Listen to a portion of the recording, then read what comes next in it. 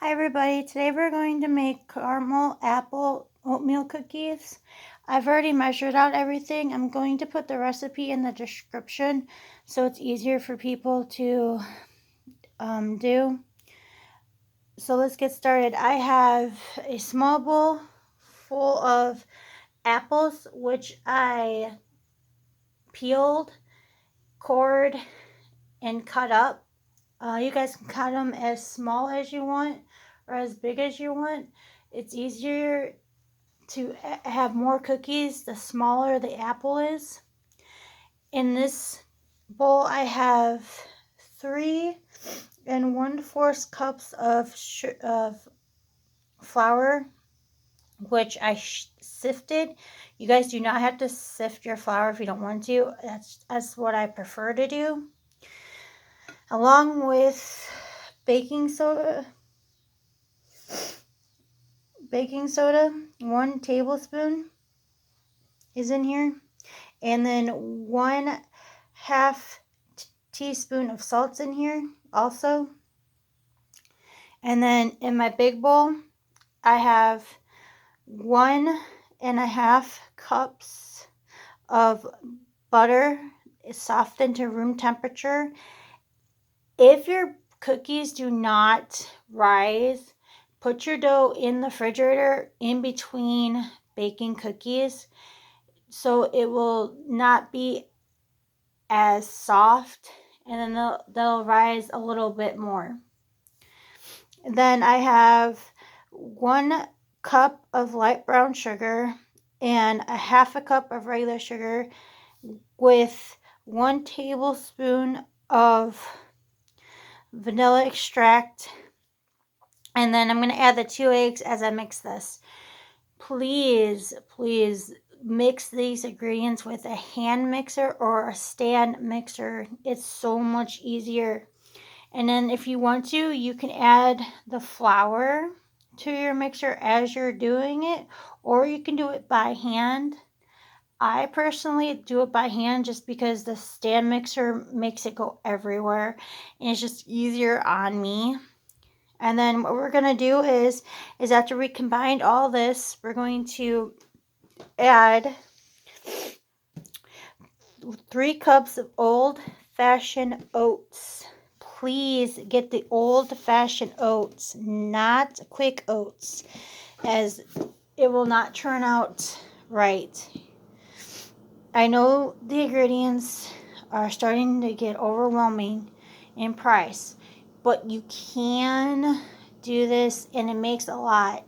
And please, it's apple, so people will so love it instead of having pumpkin all the time. Recently it's been nothing but pumpkin. So we're going to mix all this up and I'm going to bake some cookies and then we'll see how they turned out. My next video I'm going to make is apple cider donuts. I am going to try to get some gluten-free flour to make them gluten-free this time. Or I may do gluten-free flour and I may do regular flour. It just depends. But let's get started. Alright, so we're gonna add the 2 eggs and then we're gonna mix this up and see how it turns out. Sorry, I do not have my my cell phone stand with me at this time. I lost it. So just give me a minute to put these in here and then we'll start this up.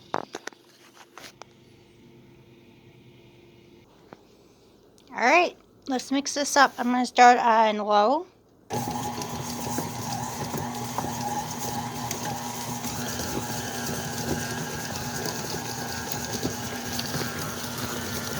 As you can see, it's going to start mixing together. You might want to mix it for like 2 minutes just to make sure all the butter is incorporated in here, and sugars and vanilla.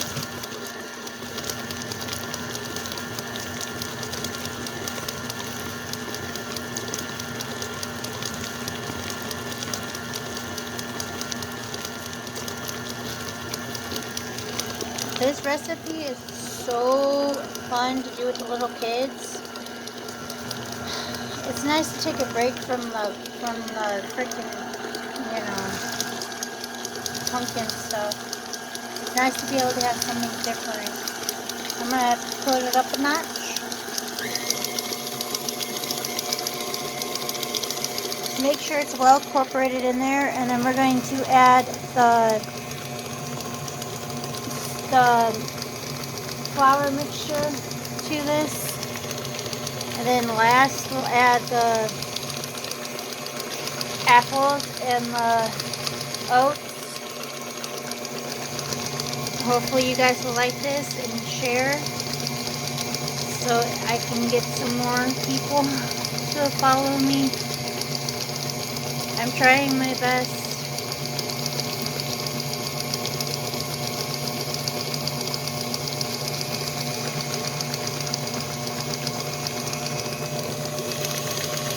As you can see, it's eating really good now.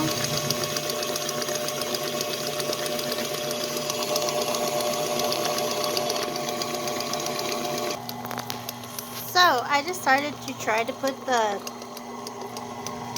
flour in as I'm mixing it, and actually it's turning out pretty good. I'm taking it nice and slow. So let's see if I can do it again.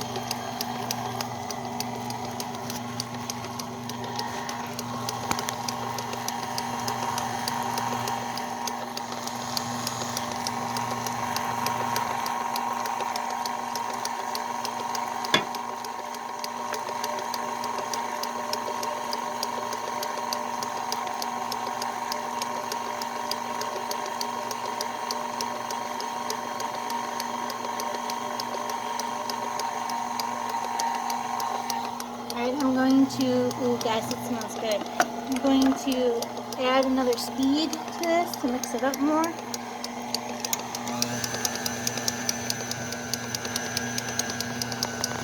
It's starting to look good. Sorry my phone's a little blurry today. I messed up my camera on it. I'm going to be getting a new one here shortly, so hopefully that will help out some too. I'm going to add the rest of this flour, and then we're going to see what it looks like. Alright, so the consistency is exactly what I wanted. As you can see, it looks like the base of the cookies is ready to go. I'm going to clean this off, and then we're going to add the apples and the oats, and I forgot to mention the caramels. The caramels are going to go in with the oats. I use caramel bites and I chop them up really fine. So you guys can use a different kind. I'm going to list one that they used, but I like using the caramel bites because I can chop them up into very small caramel pieces, so it's not too much in one cookie. I apologize for forgetting to add the caramel. I know you probably were thinking, oh, it's supposed to be caramel apple cookies. Where's the caramel? Well, don't worry. It's going to be in the final product. Alright, so these are the ones I use. I like using these better. I usually, like I said, take a knife and cut them in half so they at least aren't as big in the cookie and it'll take less room. I do have over here my one apple cut with the flour, and then I got my 3 cups of oats. So I'm gonna mix this up and mix in the caramels, and then I'll put some in the oven, and then we'll see how they turn out. I think you guys do need parchment paper for the cookies, or you can lightly grease the cookie sheet. Again, these directions will be in the description. Hopefully you guys will like it. I will be on in a couple of minutes to show you a finished cookie. Alright, so this is what your batter should look like. I do have some rolled out. You guys can use a cookie scooper if that's what you want to do, or you guys can use your hands. I prefer to use my hands just because I want to make sure that all of them have a little bit of everything in them, the apple, the caramel. So I'm going to bring you back to show you the final product. Alright guys, the final product.